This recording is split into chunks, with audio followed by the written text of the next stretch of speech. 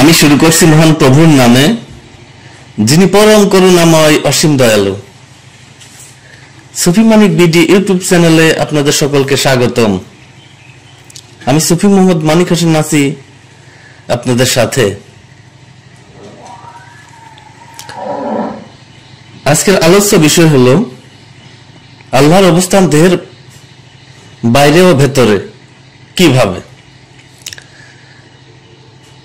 আল্লাহর অবস্থান দেহের বাইরে এবং ভেতরে, সেটা কিভাবে, বা এ সম্পর্কে মনীষীগণ, সাধারণ মুসল্লিগণ, মোল্লাগণ, মুন্সিগণ কি বলে থাকেন, এ বিষয়টা আলোচনা করে দেখব।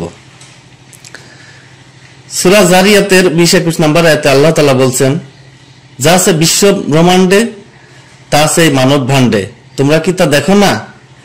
মানে বাইরে যা আছে তোমাদের মধ্যেও তাই আছে, তোমরা কি এটা দেখো না? এই যে অনেকেই একটা জানে না, এই জন্য বুঝতে পারে না যে আল্লাহ নিজেই বলেছেন এই কথা। এবং আল্লাহর পরিচয় বিষয় এক এক দেশে, এক এক সমাজে দেখবেন এক এক রকম। সৌদি আরবে আল্লাহর দর্শন আর আফগানিস্তানের আল্লাহর দর্শন ভিন্ন। মালয়েশিয়ার আল্লাহর দর্শন আর বাংলাদেশের দর্শন দেখবেন ভিন্ন। যেমন আমরা যারা সুফিবাদী মানুষ, আল্লাহকে যারা আমরা মানুষের মধ্যে কল্পনা করি বা মানুষের মধ্যে আল্লাহকে খোঁজার চেষ্টা করি, আর ওরা আল্লাহকে 7 আসমানের উপরে খোঁজার চেষ্টা করে। ওদের আল্লাহ থাকে 7 আসমানের উপরে, আর আমাদের আল্লাহ থাকে মানুষে মিশে। এই জন্য দরবেশ লালন সাহেজি বলেছেন, মানুষ তত্ত্ব যার সত্য হয় মনে, সে কি আর অন্য তত্ত্ব মানে? কি সুন্দর করে কথাটা বলেছেন, যে মানুষ তত্ত্ব যদি যার সত্য হয়ে যায় মনে, সে তো আর অন্য কোনো তত্ত্ব মানে না। এই জন্যই বিশ্বের মুসলমান এক এক দেশ এভাবে নির্যাতিত, নিপীড়িত, কারণ তারা আল্লাহকে খুঁজছে 7 তলা আসমানের উপরে। তাদের আল্লাহ 7 তলা আসমানের উপরে বসে থাকে, তারা এখানে মারা গেলেও সেই আল্লাহ কোনো কিছু করতে পারছে না, সাহায্য সহযোগিতা করতে পারছে না। কিন্তু যাদের আল্লাহ মানুষের মিশে রয়, মানুষের সাথে মিশে আছে, সে আল্লাহকে তারা খোঁজে, তারা মানুষের মাধ্যমে সাহায্য পেয়ে থাকেন। এটার মধ্যে অনেক বিষয় আছে, আসলে অনেক কিছুই বলা যায় না ইউটিউব চ্যানেলে। এই জন্য যাদের আল্লাহ 7 তলা আসমানের উপরে থাকে, এদের থেকে সাবধান। সুফিবাদী মানুষকে বলছি, অলিয়া উলিয়া রাস্তার মানুষকে বলছি, এদের থেকে সাবধান। এরা এত ভয়ঙ্কর। কারা? যাদের আল্লাহ 7 তলা আসমানের উপরে থাকে। এরা কোথায় কোথায় মানুষকে কাফের বলবে, বেঈমান বলবে, মানে মুহূর্তের মধ্যে বলে ঈমান চলে যায়। আসলে আল্লাহ যারা পরিচয় জেনেছে, আল্লাহর যারা পরিচয় পেয়ে গেছেন, তাদের কিভাবে ঈমান চলে যায় সহজে, সে কাফের কিভাবে হয়? তার তো বিশ্বাস, ঈমান মানে বিশ্বাস। আমি যদি আম দেখিয়ে বিশ্বাস করি এটা আম, আমাকে যদি মেরে কেটে সবাই বলে যে এটা আম না, বলো, এটা কি আমি কখনো বলবো না? আমি বলবো এটা আমার বিশ্বাস যে এটা আম। তাহলে এই আজাহারির ফতোয়া দিচ্ছে, আজাহারি কাফের, আজাহারি এটা বলছে, আজাহারি ভণ্ড, এর ঈমান নেই। আব্বাসি বলছেন, এই আব্বাসি সাহেব আর কোথায় কোথায় কাফের ফতোয়া দিয়ে দেন। এরা কি নির্বোধ না কি? এটা কি বলে? এরা কোরআন হাদিসে তো পড়ার পরে এই সমস্ত কথা কিভাবে বলে? এদের মধ্যে হিংস্রতা, কারণ এদের আল্লাহ থেকে 7 তলা আসমানের উপরে। এই জন্য এদের মধ্যে তো হিংস্রতা কাজ করে। এরা মানুষকে ভালোবাসতে শেখেনি। এদের ফতোয়ার কারণে দেখেন দেশে দেশে, সমাজে সমাজে, ধর্মে ধর্মে কত দ্বন্দ্ব। এই ধর্মের সঙ্গে ওই ধর্মের পার্থক্য সৃষ্টি করে দেয়, ওই ধর্মের সঙ্গে ওই ধর্মের। এই জন্য ধর্মে ধর্মে তো হানাহানি, মারামারি, কাটাকাটি। যদি মানুষ তত্ত্ব সত্য জানতো, তাহলে মানুষকে ভালোবাসতো।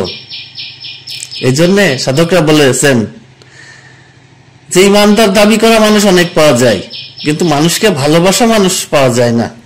মানুষকে ভালোবাসে কয়জন? এটা শুধু হিংস্রতা, উগ্রতা ছড়াতে পারে। এই জন্য কারা মানুষকে ভালোবাসে? যাদের আল্লাহ এই মানুষের মিশেরাই বিশ্বাস করে যে আমি আল্লাহকে এখানেই পাবো, অলিয়া উলিয়ার মাধ্যমেই পাবো।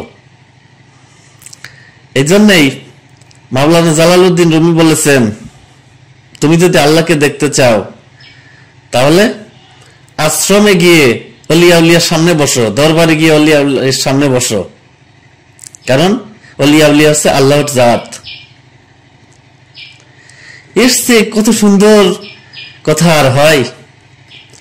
বলেছেন যে এক মুহূর্তে কোন অলির সামনে বসা 100 বছরের ত্রুটিহীন ইবাদতের চেয়ে উত্তম।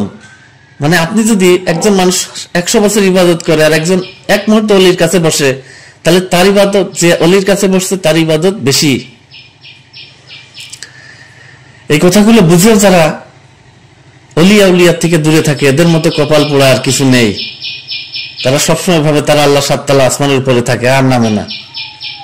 কিন্তু যারা আল্লাহ মানুষের মিশে রয়, বিশ্বাস করে যে মানুষের মাধ্যমে আমি সাহায্য পাবো,